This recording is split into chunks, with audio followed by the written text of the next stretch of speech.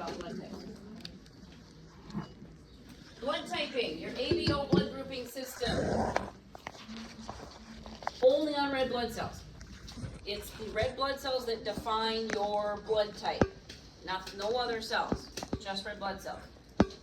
And we said, if you are type A, you have A-type proteins. You have proteins, we designate them as A. If you're B, you've got B proteins on the surface of your red blood cells. And if you're AB, you've got both, A's and B's. If you're O, you don't have either protein. So 0, O for 0. In your bloodstream, you have naturally occurring antibodies that recognize the opposite blood type. It's kind of a protective thing, but if you get the opposite blood type, it's going to be a bad thing. So in your bloodstream, if I'm A blood, I've got antibodies that recognize B's. And what happens is, if I'm A blood with A proteins, and I've got antibodies that recognize B, and here's B with the antibodies that recognize A.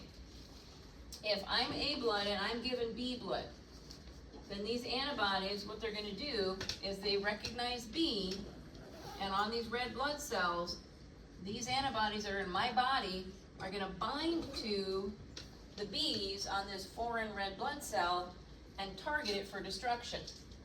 So they're gonna bind to the cell and tell your immune system that needs to be dead. You need to kill that. So you certainly don't want to get opposite blood types. So these are naturally occurring, as I said. How they actually developed is not very well known. If you're AB, you don't have either antibodies, because if you did, what would happen? You kill your own blood cells. You'd bind to your own blood cells and destroy them. That would be stupid. And O can have both because there's nothing for them to hook to in your body. So that's basically how that works. Now, these are genetically determined. We also said that if you are positive or negative, that positive designation means that you have that Rh factor. So if you're A positive, you also have Rh. Okay? You either have it or you don't. So it's genetically determined. And just doing some kind of interesting genetics here. The gene designation for blood typing is it's a capital I. It stands for isoglutinin. Okay? It's just the name of it.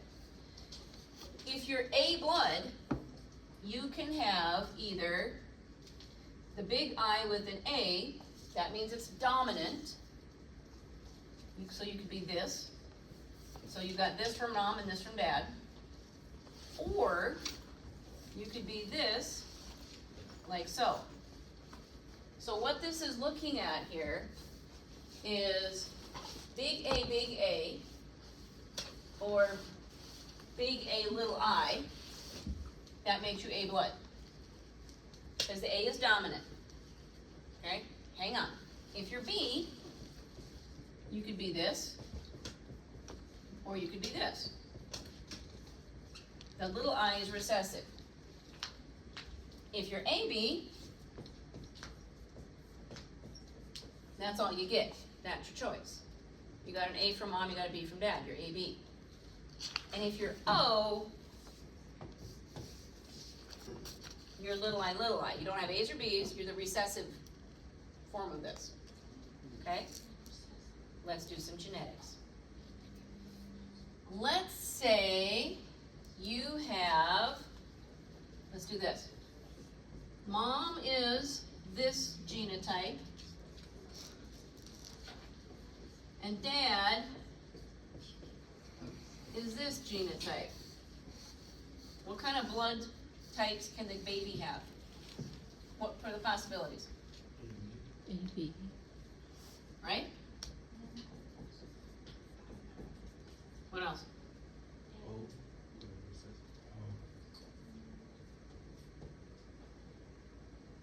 What else?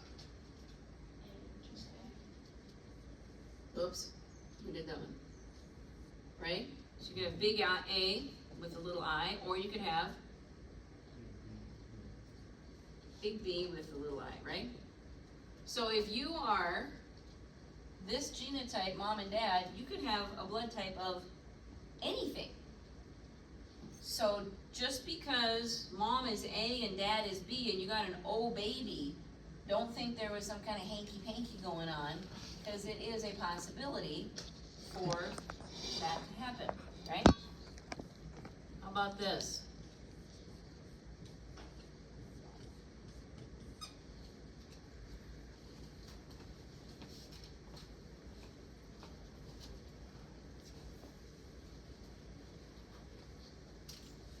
Mom, dad. Look at me. A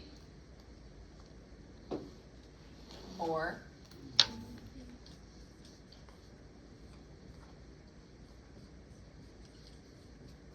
right? That's all. You can have an A baby or a B baby, that's it. You can't have an O. Then they're, well, you still couldn't have hanky panky. It wouldn't work that way.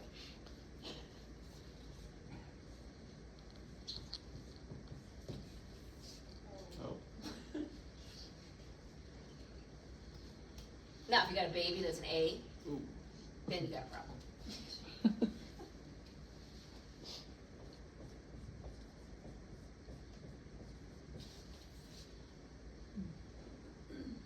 Hey. A only, right? Mom gives a big A, dad gives a little A.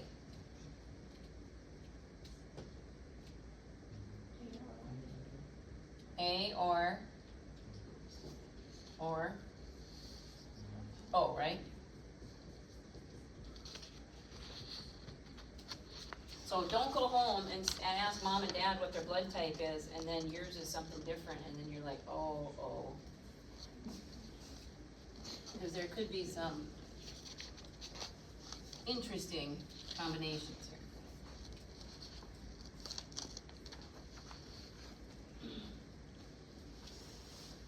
All right, so there's been some studies on blood typing and disease. Blood typing and disease. If you're AB are empathetic and good listeners.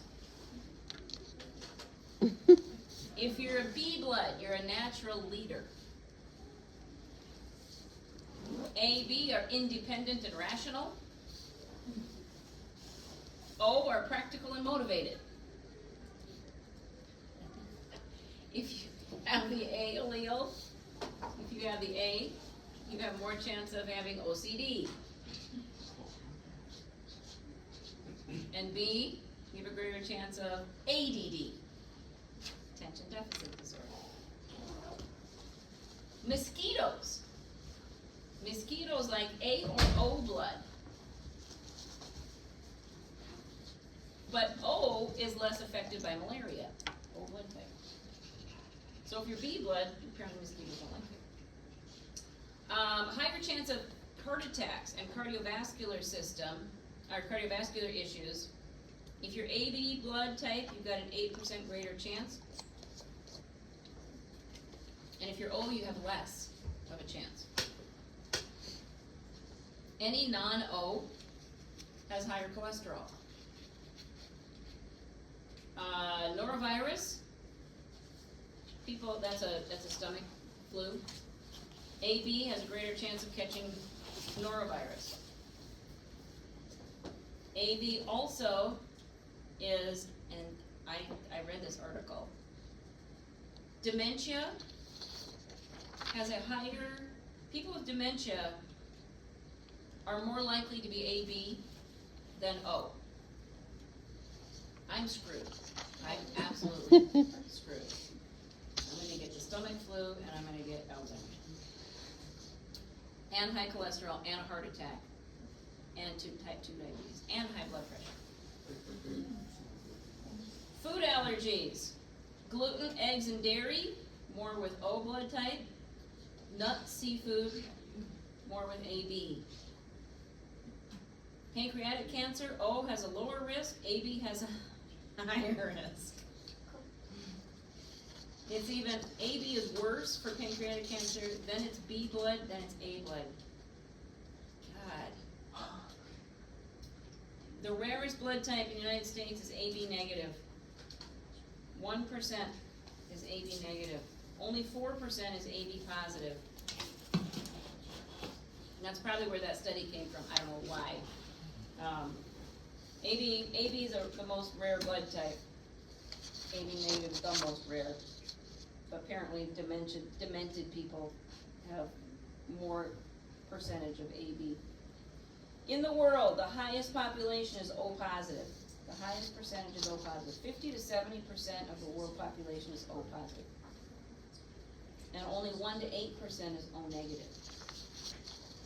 So if you don't know your blood type, we're gonna know in a couple weeks. And then you can see where you fit in this terrible list of diseases. Alright, let's look at clotting. Fancy word for clotting is hemostasis. Hemo means blood, stasis means stopping. So it's stopping of the blood. And it's a multi-step process. First thing that happens is you're going to have tissue injury. You're going to have blood vessel injury. Okay? The damaged cells are going to release chemicals. And there's a overall term for chemicals that are released by cells that cause an action in another cell. It's called a cytokine. There's tons of different cytokines. We could even consider a hormone a type of cytokine, because it's released from a cell and it causes an action in another cell, right? Your immune system has bunches of different cytokines. So white blood cells talk to each other using these cytokines. So they'll activate. So one white blood cell will release this chemical, whatever it is, cytokine A, B, C, D, whatever, and encourage or activate another white blood cell to come in and help take care of whatever's going on. So we'll learn more about those in the immune system. So for right now, as I said, I mean, the cytokine is like an umbrella term, and there's lots of different types of cytokines underneath that umbrella. So here's what happens. Your blood vessel gets broken. It's injured. You got cut, whatever. The cells that are damaged release cytokines. They're like smoke signals. And what that's going to do is it's going to cause vasoconstriction. That's the first thing that's going to happen. The blood vessel is going to squeeze, which is going to help to try to stop the blood flow, right? So we're going to have vasoconstriction. And then those damaged cells that are, those cells that are damaged, we've got, especially in the blood vessel, we've got exposed collagen fibers, and we've got these chemicals that are released. And those chemicals call for platelets to show up. Not just to show up, but as they're traveling through the bloodstream, they're attracted to the collagen and they stick to it. So the chemicals that are released from the damaged cells, the cytokines that are released, in addition to the exposed collagen, allows for your platelets to come in and they start sticking to the damaged tissue. And as those platelets start sticking, the chemicals that they're in and around activate the platelets. Remember I showed you. Unactivated platelets are smooth and activated platelets are spiky and they're sticky. So when they're in the presence of that cytokine, it activates them, causes them to stick to the collagen, exposed collagen, and then they stick to each other. So then we form what's called a platelet plug. And that platelet plug, those platelets then start releasing their own cytokines. And that calls for your clotting factors to come in that are floating around your bloodstream. So these are proteins that float around the bloodstream. Proteins that float around the bloodstream, if I remember, there's 12 of them or something like that. And they come in one at a time. And they stick to the platelets. And then 1 comes in, and 2 comes in, and 3 clotting factor comes in, and 4 clotting factor comes in, and 5 clotting factor comes in. And what these clotting factors do is they form a spiderwebby mesh that goes over the platelet plug. This spiderwebby mesh. And think about walking through a spider web. It's sticky, right? So this is really a sticky spiderwebby mesh. And it's attracted because of the sticky platelets and the chemicals that are released causes these clotting factors to come in, 1, 2, 3, 4, 5, 6, 7, 8, whatever. And then they form the spiderwebby mesh. And then that spiderwebby mesh is actually gonna squeeze. It's gonna contract. And it's gonna pull the edges of the blood vessel closer, stopping the blood flow. There is an interesting or an additional protein that is, this spiderwebby mesh is called fibrin. Fibrin. In this spiderwebby mesh, in this clot that has just been formed, there's another protein that's added called plasmin.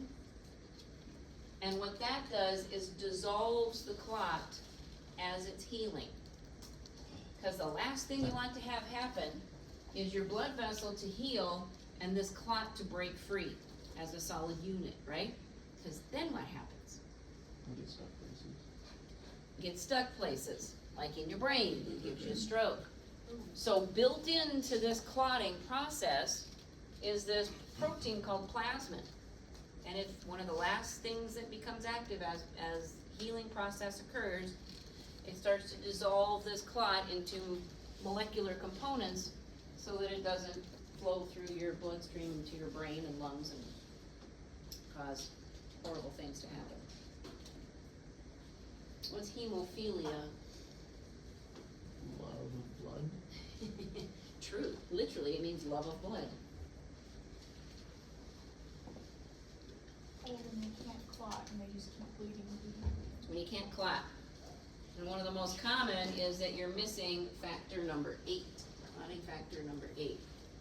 So you can bring in 1 through 7, but if you don't have 8, then 9, 10, 11, and 12 aren't gonna come in, and you're not gonna make a nice, sticky, spiderwebby mesh, and you're not going to form a true clot.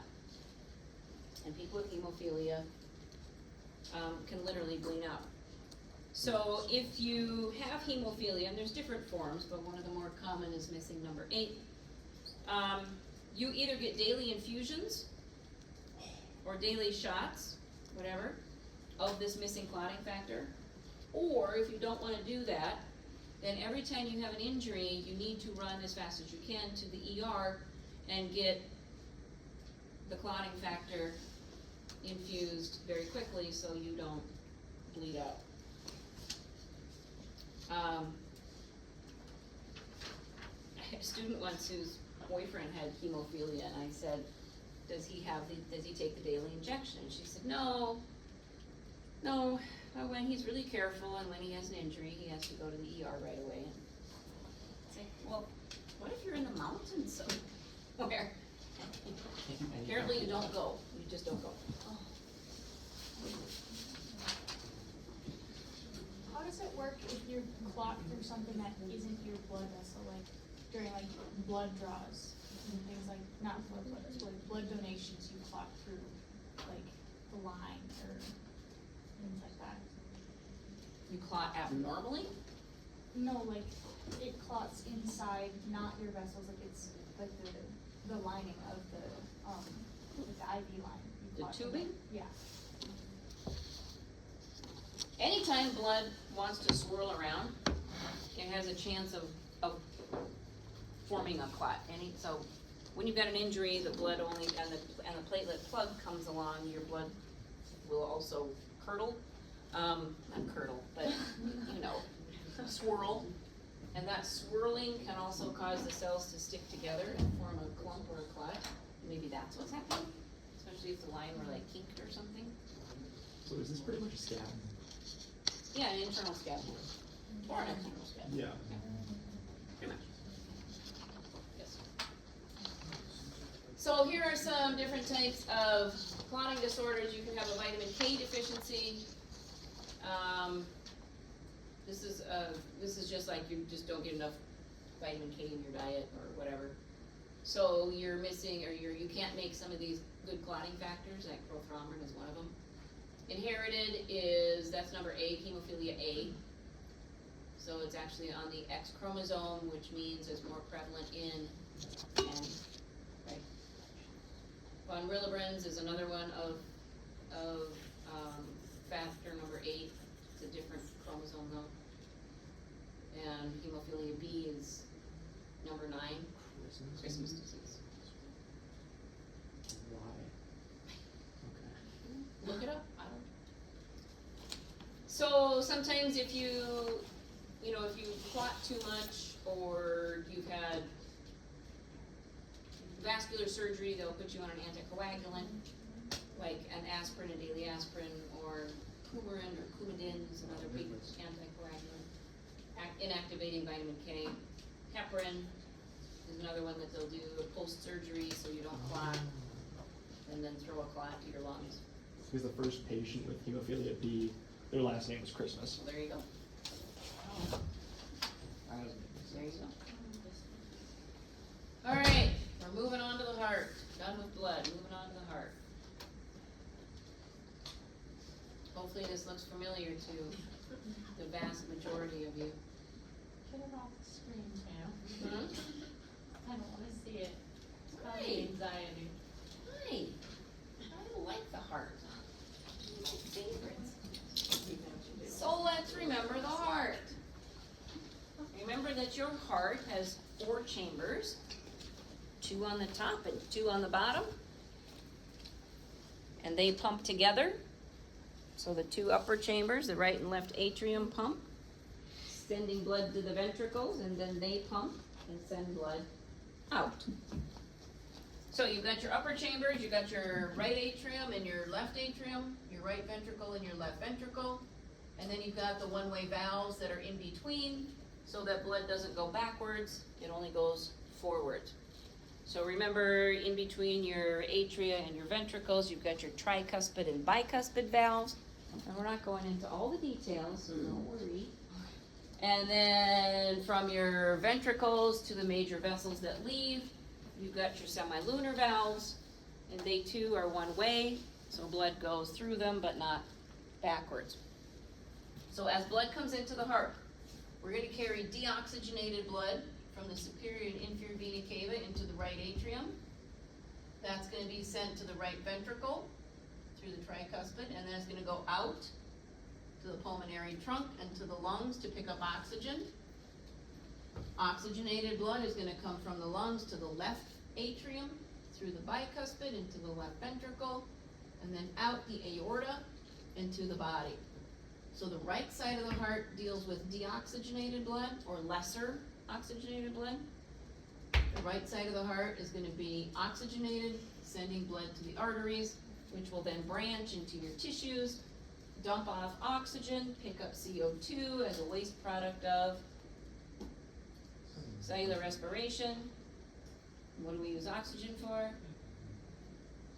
Same thing, to make ATP. So we dump off oxygen, we pick up CO2, and we play the game again. All around and back and forth, and that's how that runs, right? So if you need to review your heart, you can go back and review the structure of the heart. I'm not gonna ask you, this is not a structure of the heart thing. This is just remembering what the heart does. Remember that the lub-dub sound that you hear with a stethoscope is the closing of the valves. It is not the contraction of the heart.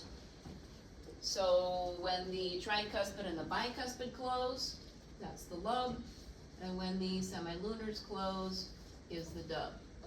So tricuspid, bicuspid, lub, semilunars, dub. Lub, dub, lub, dub, lub, dub. So we're listening to the blood closing the valves from pressure. We know that the heart is made of cardiac muscle, because cardiac muscle is found in the heart. And the pericardium is the sac that surrounds the heart. We learned about all of that in anatomy.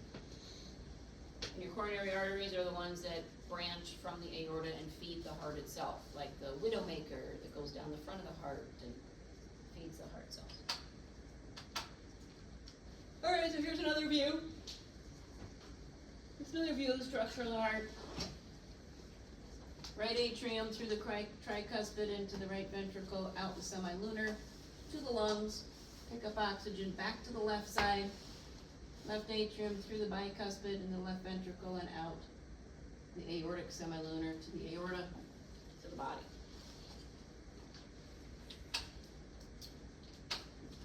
Alright, so we said that we said that skeletal muscle was made of long, thin, parallel cells that sit side by side, right? Long, thin threads of cells. And they're the length of the muscle. They run the length, they're big, they're long. Cardiac muscle cells are microscopically short. They're very short. And they're connected end to end, and they can branch. So they can branch and connect to other cells. The cells are connected to each other by proteins called desmosomes. And we talked about that in anatomy 100 years ago. Desmosomes help hold the cells together. So we want our heart cells to stay together, because if they don't stay together, then the communication between them has fallen apart. The other thing that cardiac cells have are gap junctions, which are literally holes. They're literally holes. So if I've got a cardiac cell like so, 3 cardiac cells, side by side by side. They're held together by our desmosomes, so they stay connected. And then in between, we've got holes. And the reason we have these holes is because there is not going to be a neuron that tells your heart to contract. Remember, muscle cells, every muscle cell had a neuromuscular junction, right? We don't have that here. So when this heart cell is told to contract by your conduction system, which we'll talk about, that impulse is going to spread through this muscle cell and through the gap junctions, which will then tell the neighboring cells to contract, which makes the heart cells all contract at once as a unit. So the impulse is going to travel through the cells. This guy was the only one that got the impulse. And then it spread through the cells, through these gap junctions, so that they all go together. We don't want our heart cells to be beating at weird times. We want it all to go together. So we want our atria, our 2 top chambers, to go at the same time together. And then we want our ventricles to go together. That way we're pumping out the blood from the ventricles, and we're pumping the blood into the ventricles from the atria. Does that make sense so far? The structure? Okay.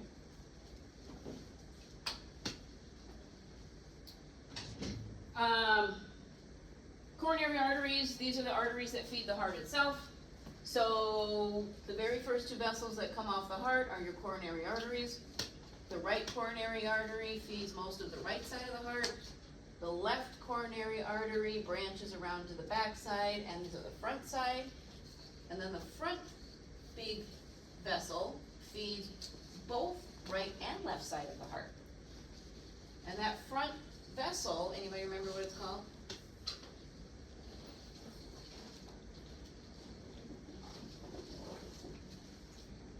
Anatomy, folks? Left and just. LAD, or our widowmaker. The widowmaker, right? Because if you got a blockage here, you're going to damage both chambers, both ventricles. Because it splits and it feeds both sides. And then if your cardiac cells die, they don't recover, and then your heart can't pump and you can't survive. So what do? Well, if you got a big blockage like so, they can go in with a catheter and spread it open and put in a stent, like so. Or they can take a vein from your leg, connect it to the aorta, if this is the blockage right here, and then go past it in a bypass or a cabbage, coronary artery bypass graft. Or they can take an artery that's already connected somewhere else and disconnect it and bypass the blockage that way. So there's ways to fix it, and it's done all the time. All the time. Easiest way is a stent because it's not that invasive. Obviously, if you're gonna have this done with veins from other locations, you get to have the whole open chest situation, and that's not fun at all. What if your stent breaks apart? Yeah, yeah, no kidding. And what if your stent falls apart? And it goes like this in your heart and pulls all the way through. That's right. See, some of you guys missed that story because you weren't in lab yesterday. Oh, you missed a good one. All right. Cardiac cycle, we talked about this yesterday. Systole and diastole. Cardiac cycle is one full beat of the heart. Diastole, we said, is the relaxation phase. Systole is the contraction phase. So your upper chambers and your lower chambers have both phases. When your atria are in systole, they're contracting, your ventricles are in diastole, they're relaxing. And then when your ventricles contract and they're in systole, the atria relax.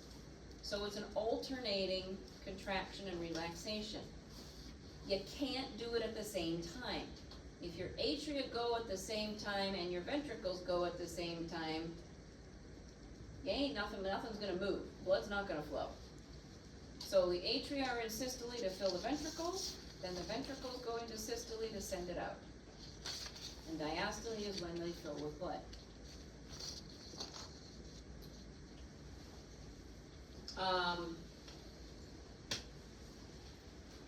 When the ventricles squeeze, they close the semilunar and, they close the bicuspid and tricuspid and they open the semilunars. So, we've kind of already talked about that. When the ventricles, the pressure of the blood closes the valves, they are one way, they do not allow blood to flow backwards. That's the way they're supposed to go. Blood should only go forward. From the atria to the ventricles, from the ventricles out. Should not go backwards. Okay?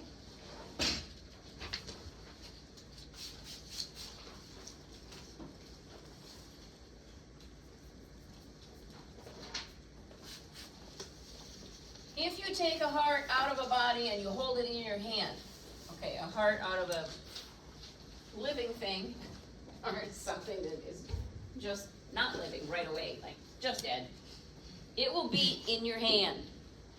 It will continue to beat in your hand. All on its own, disconnected. Because it's not your brain or your nervous system that tells your heart to contract. It's got its own autorhythmic system, its own system to tell it to contract. And that system is called the conduction system. Think of these cells, these are cells that are scattered throughout the heart. They're scattered throughout the heart. They're not muscle cells, they don't contract. Think of them like a neuron. They're more like a neuron than they are a muscle cell. And up in the upper right atrium, is a clump of cells called the sinoatrial node or the SA node, otherwise known as the pacemaker of the heart. It's the SA node that starts the impulse. It's the SA node that starts the beat. It receives information from your sympathetic nervous system and your parasympathetic nervous system. What happens when you're nervous? Your heart rate goes up. So it talks to the SA node, but it does not maintain the beat. It's not, your sympathetic nervous system doesn't maintain the beat. Your parasympathetic nervous system is kind of talking to the SA node more regularly, kind of keeping your beat at a lower level. So from the SA node, you've got these long cells, these long sort of fibers of neuron-type cells that are gonna talk to the different cells of the atria. And they're gonna tell the atria, contract. And it's gonna contract. Then that signal is gonna go to another clump of cells in the lower right atrium called the atrioventricular node, or the AV node. And then that's gonna send the signal through a great big band of fibers called the bundle of His. It's gonna go through the wall between the two ventricles. It's gonna split into the right and left bundle branches. That's gonna go to the pointy end of the heart at the bottom. And then coming up around the sides are branches called Purkinje fibers. And those are the ones that are gonna communicate with your ventricular cells and tell them to contract. So the SA node goes first. Fibers tell the atria to go. Then it hits the AV node, zooms in between the ventricles through the SA node, or the bundle of His, bundle branches, Purkinje fibers, and tells them to contract. So there's a little bit of a delay between the SA node to the AV node. A little bit of a delay, so that we can get the atria completely contracted before the signal goes to the ventricles and tells them to contract. So we've got that alternating pattern, so the blood can continue to go.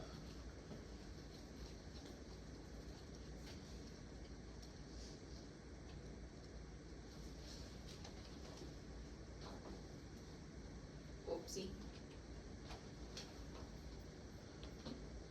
Well, this isn't working. You can watch it if you want to. It's not gonna work. I'm going.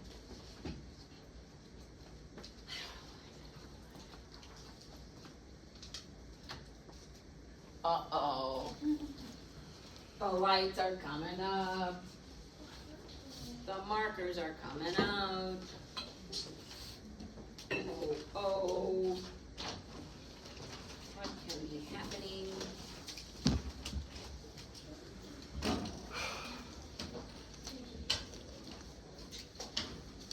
Is this the heart drawing? What? The heart drawing? Are you drawing the heart drawing? No, I'm done with that. That's old news. We're done with that.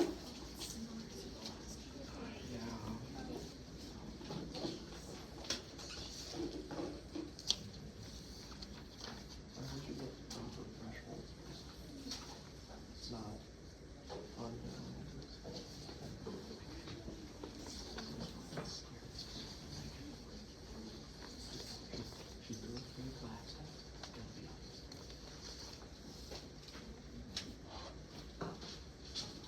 I love the heart muscle cells.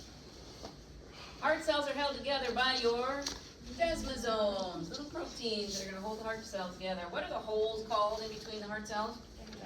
Gap junctions. Gap junctions.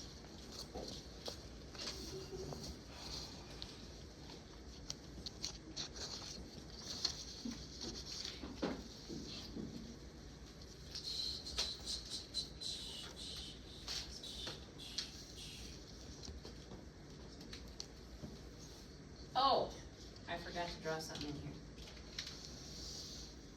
Cardiac muscle cells have very extensive T-tubules, just like skeletal muscle cells.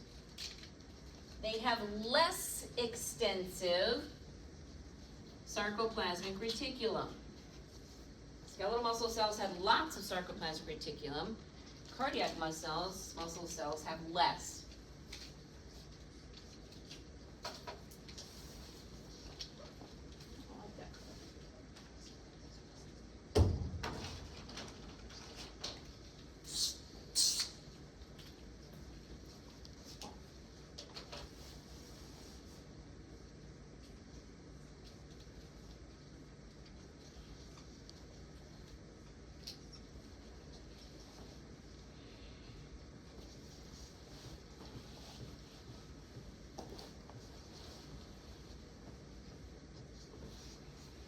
What am I drawing? Myofibril. Myofibrils fill up cardiac muscle cells just like they did in skeletal muscle cells. They're made the same way. You've got thick filaments, you've got thin filaments. They're lined up on each other, so they're striated. So when you look at a muscle cell under the microscope, it looks like it's striped.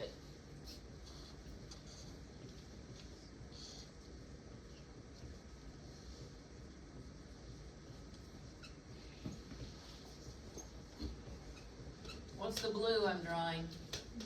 Myosin. See, there's a reason I made you do all this.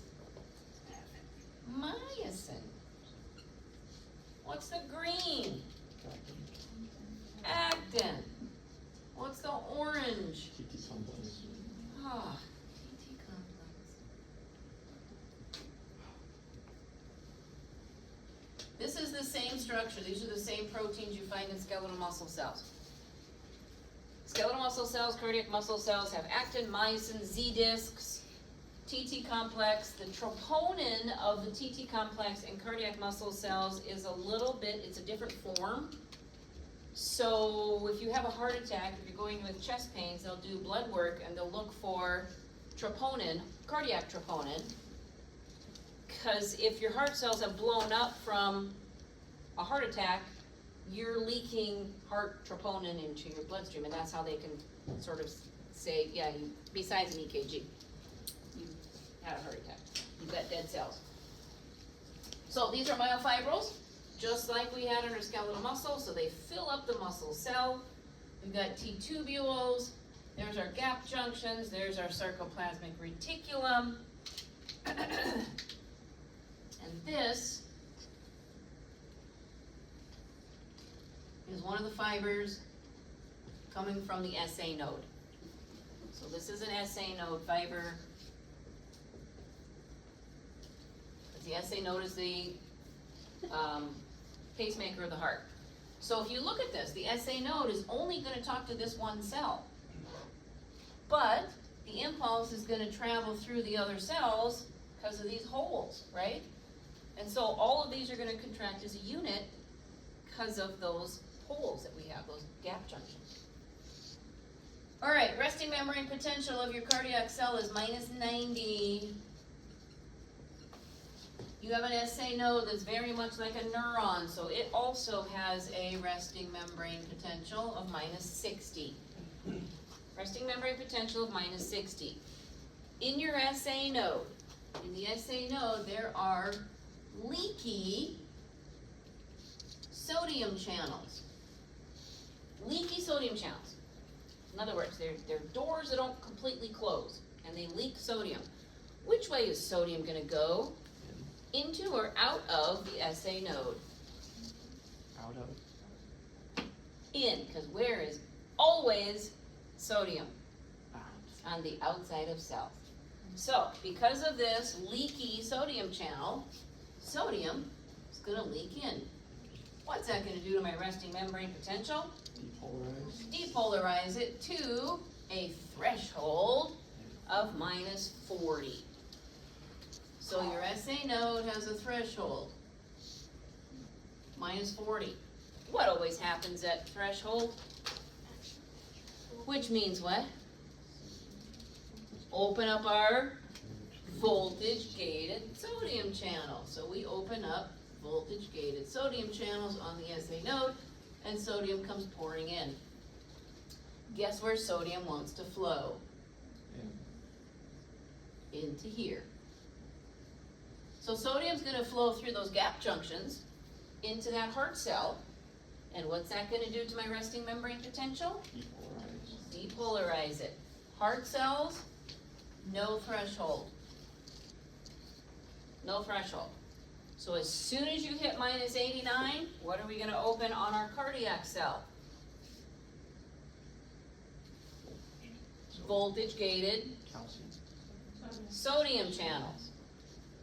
So we're going to open up voltage gated sodium channels on the cell membrane of my heart cell. And sodium's going to come pouring in. Through the T-tubules, sodium's going to come in. Okay?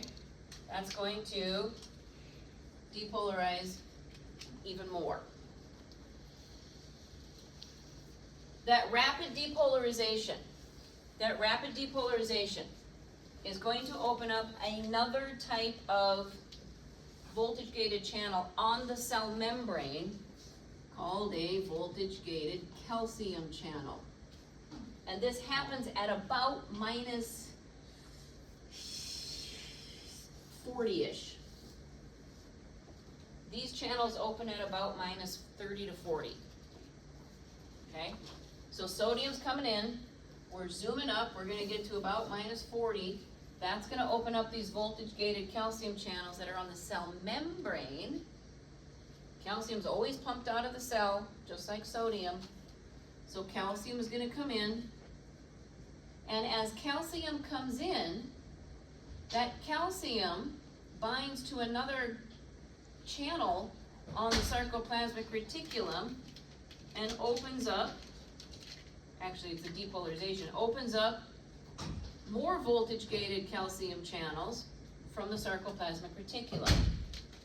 This process is called calcium-induced calcium release.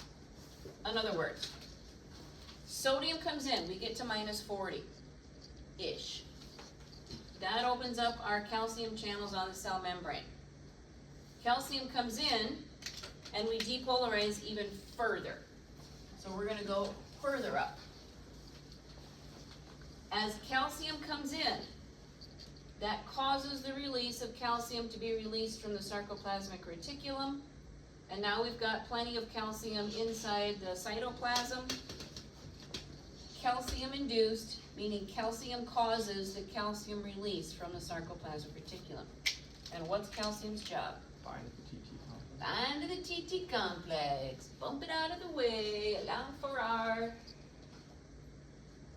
bind and pull, which is our power stroke, right? Bind and pull, so we're gonna have our power stroke. So we've got enough sodium and enough calcium inside the cell that we get to a magic number. Oh, yay! Plus 20. We get to a magic number of plus 20. Plus 20 is going to do three things. What do you think they are? Close the sodium channels. Close our voltage gated sodium sodium channel. Da-da, da-da, da-da. These have already closed over. Da-da. Right? Open Potassium. voltage gated potassium channels, because what's potassium gonna always do? Repolarize. Potassium's gonna leave and repolarize. What else do we have to close here though? Calcium channel. Plus 20 closes our voltage gated calcium channel on the membrane, but they are slow to close. They're slow to close. So plus 20 comes in, we get to plus 20, sodium channels have closed, we're pulling calcium off, sending that back to the sarcoplasmic reticulum, we're starting our relaxation phase. But if these are slow to close, calcium's coming in at the same time potassium's leaving. What does that do to my plus 20?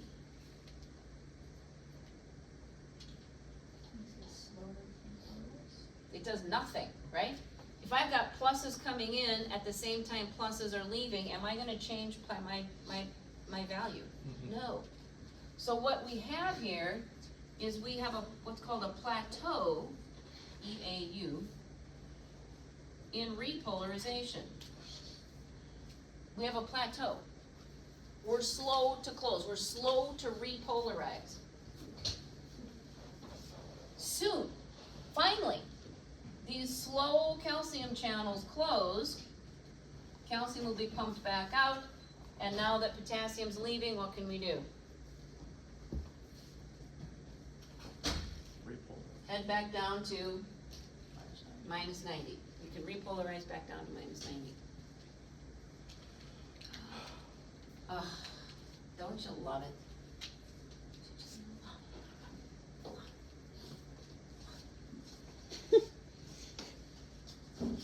why we have this plateau.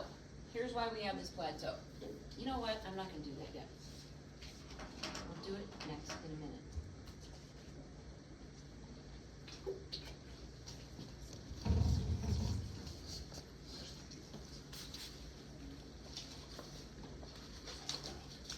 Shouldn't have erased all that. I should have just recognized it.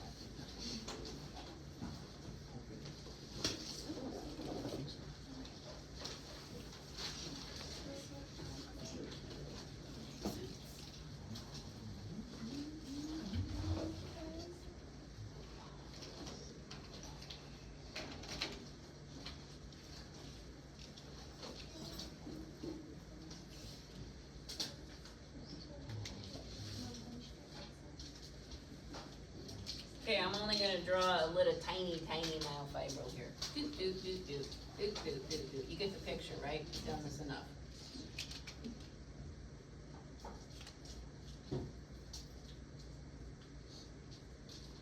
That takes a long time. Okay, resting membrane potential of a heart cell is -90. minus 90. Minus 90. My SA node is gonna tell this cell to contract. Oh, I gotta finish that story. I'm gonna tell this cell to contract.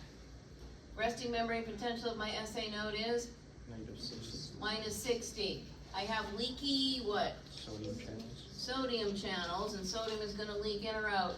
And Sodium comes in. What's that do to my resting membrane potential? depolarized. Depolarizes it to minus 40, which is threshold. At threshold, we're going to open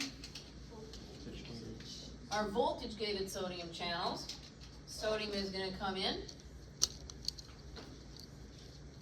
which is gonna do what to my resting membrane potential of my heart cell? Depolarized. Depolarize it. Is there a threshold? So we go to minus 89, what are we gonna open? Voltage gated sodium channels on the cell membrane, the T tubules. Sodium comes in. Guess where sodium's gonna go? Through those holes. And what's it gonna do to my neighboring cell? Depolarized. Depolarized to minus 89. And we're gonna do it over there, O2. And we're gonna bring sodium in here. And sodium's gonna come in there. It's gonna go through here. And we're gonna depolarize this guy as well. And this is all happening at the same time. Okay? So we bring in a bunch of sodium. We get to approximately, what's my number-ish? Between 30 About and 40. minus 40-ish. What's that gonna open? Calcium. Voltage gated Calcium. calcium channels on the cell membrane. Calcium's gonna come in. What does calcium do? Calcium for the channels on the side. Causes the release of calcium from the sarcoplasmic reticulum, called calcium-induced calcium release. So calcium comes in to allow the calcium to be released from the sarcoplasmic reticulum. Now we're gonna zoom all the way up to plus 20, but in the process, whoops, I don't have any TT on there. Calcium binds to our TT complex, bumping it out of the way, causing our bind and pull, so our cells can contract, okay? We get up to plus 20. Plus 20 does three things. What's the first thing? Closes our voltage gated sodium channels. These have closed because of the repolarization of the SA node. Well, they haven't closed, but they've stopped flowing in. What's that? How does the SA node repolarize? Just the same way we do. It hits a plus number and we open up the potassium channels. It's the same story. I'm just not going into those details. So when the SA node repolarizes, we stop the sodium coming in from there. Okay? Let's see. Calcium's pulled off. Going to be sent back to the sarcoplasmic reticulum. We're going to open up voltage gated potassium channels. Which way is potassium going to go? Out. And the third thing we're going to do is close voltage gated calcium channels, but they are Slow. slow. So if we've got pluses coming in and pluses leaving, what does that do to my plus 20? Plateauing. Nothing, it lets it sit there. The only way we can start repolarizing is when this finally closes. So when it does close, it's just slow, it's lazy.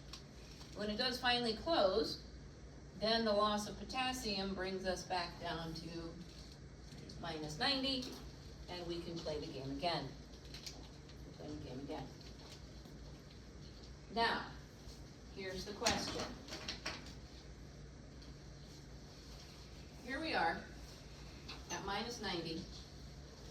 We depolarize quickly. We depolarize quickly because we bring sodium in and we bring calcium in. Fast. So sodium's coming in, calcium's coming in. We hit plus 20, right? If we didn't, if at plus 20, we close those, open those and close these right away, we would depolarize quickly too, right? We would depolarize quickly, but we don't. We're at minus 90, sodium and calcium come in, we hit plus 20, we close our voltage gated sodium, open potassium, and we don't even do this yet. So here we are, we closed that, but our calcium are still open, right? So we stay at plus 20 until finally those close and we can repolarize. Why would this be of benefit in a heart cell?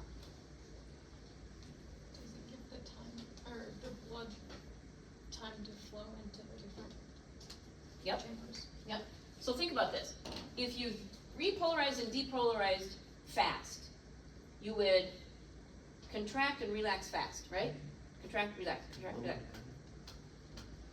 If it's too fast, can your chambers fill? No. So what we want to do is we want to contract fast, but we want to relax slow to fill up with blood, and then contract fast and relax slow. And that's why it does it. So that those atria and or ventricles can be open for a certain amount of time to fill with blood so they can continue to push it on down the road. So the contraction is fast. The depolarization is fast. It's the relaxation and the repolarization that's the slow part. For that exact reason, yes.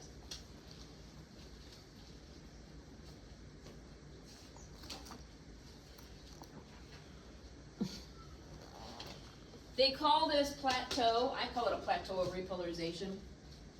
They call it that too, but they say it's they call it a long refractory period. Remember the refractory period when you can't have another stimulus, well, unless it's really big or at all. You can call it either one. You can say it's a long refractory period, or you can say that it is just a plateau of repolarization.